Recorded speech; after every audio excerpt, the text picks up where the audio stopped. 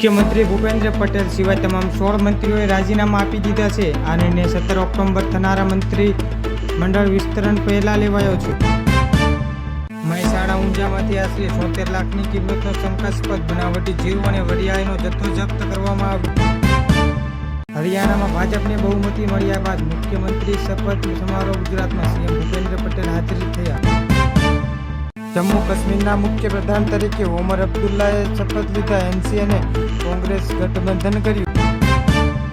અમદાવાદના બાપુનગરમાં ભીડભંજન રોડ પર દુકાનનો ભીષણ આગ. દિવાળી ટાણે વેપારીઓનું મોટું નુકસાન.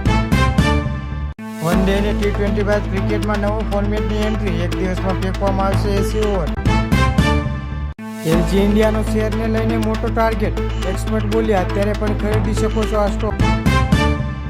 રાજકોટ પોલીસે પકડેલા 1.65 લાખના દારૂ બિયરના જથ્થાનો નાશ કરાયો.